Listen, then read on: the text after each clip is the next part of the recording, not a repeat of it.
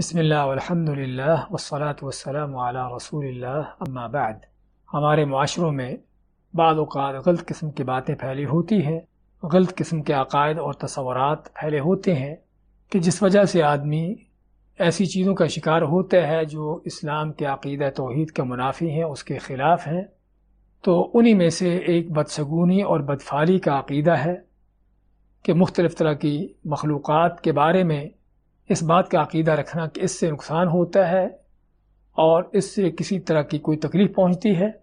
اور یہ عقیدہ جس طرح کہ ہم نے عرض کیا ہے کہ یہ سراسر اسلام کی تعلیمات کے خلاف ہے۔ تو چنانچہ اس بدفعلی بدشگونی کے انسان کو کیا کیا نقصانات ہوتے ہیں تاکہ ہم اس نقصانات کو مد نظر رکھ کر جو ہے ایسے غلط عقائد سے بچ سکیں، ایسے توہمات سے اپنے آپ کو دور کر سکیں۔ تو اس کا سب سے بڑا نقصان جو ہے وہ عقیدے پر ہوتا ہے، ایمان پر ہوتا ہے، اور یہی شیطان کا سب سے بڑا حملہ ہے کہ انسان کے اندر اس طرح کے غلط عقائد پیدا کر کے اس کا ایمان، اس کی توحید خراب برباد کرنا چاہتا ہے۔ اس لیے رسول کریم علیہ السلام نے بدفعلی بدشگونی کے بارے میں کیا فرمایا ہے؟ اطیرۃ الشرک، آپ 3 بار فرماتے ہیں کہ بدشگونی لینا کسی چیز سے شرک ہے۔ بعض اوقات یہ شرک اکبر ہوتا ہے کہ جب آدمی سمجھتا ہے کہ یہی چیز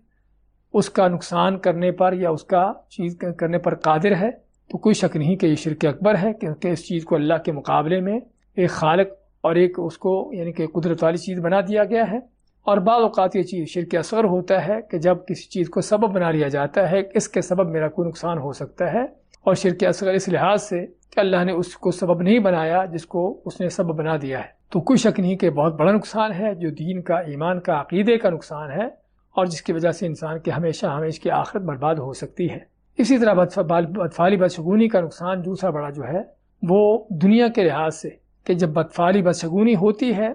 انسان طرح طرح کی چیزوں سے ڈرتا پھرتا ہے۔ گھر سے نکلا، کوئی مخصوص آدمی سامنے آ گیا تو اب کام نہیں ہوگا، کوئی جانور ادھر سے ادھر ہو گیا تو کوئی نقصان ہو جائے گا، الو کا پرندہ دیکھ لیا تو کوئی نقصان ہوگا۔ یعنی قدم قدم پر انسان جو ہے جب بدفعلی بدشگونی ہوتی ہے، اللہ پر یقین و ایمان نہیں ہوتا، اس کی زندگی جو ہے توہمات کا مجموعہ بن جاتی ہے اور طرح طرح کی مشکلات کا وہ مجموعہ بن جاتی ہے۔ تو اس لیے انسان کو چاہیے کہ ان چیزوں سے دور رہے تاکہ اپنی زندگی کو آسان بنائے۔ ایسے ہی بدفعلی بدشگونی کا جو عقیدہ، اس کے نقصانات میں سے یہ بھی ہے کہ اللہ کی مخلوقات کے بارے میں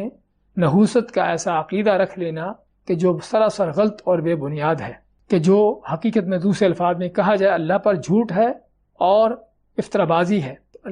آپ کو کس نے بتایا کہ الو کے اندر اللہ نے کوئی نقصان رکھا ہے؟ ہاں، کون سی کسی قرآن کی آیت میں یا حدیث میں اس چیز کا بیان ہوا ہے؟ سوائے گمراہ کن جاہل لوگوں کے فلسفوں کے، ان کے عقیدوں کے۔ یہ اس طرح کے فلاں قسم کی آواز آتی ہے تو اس کا یہ نقصان ہوتا ہے۔ ہاں، کون سی قرآن کی آیت یا حدیث میں ہے کہ فلاں مخصوص آواز سے نقصان ہوتا ہے؟ یہ سارے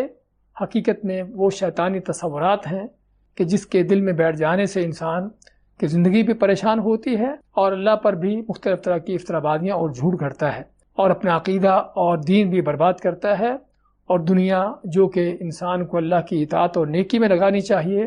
اس طرح کے طرح طرح کے مشکلات اور توہمات کا اس کا وہ مجموعہ بن جاتی ہے۔ تو ضرورت ہے ایک مسلمان کو اپنا عقیدہ اور ایمان اللہ پر پختہ کرنے کی، اللہ پر یقین توکل پیدا کرنے کی، اور اس طرح کے غلط عقائد کو، غلط تصورات کو اپنے دل سے نکالنے کی تاکہ اس کی زندگی آسان ہو۔ بارک اللہ فیکم وصلی اللہ وسلم علی نبینا محمد۔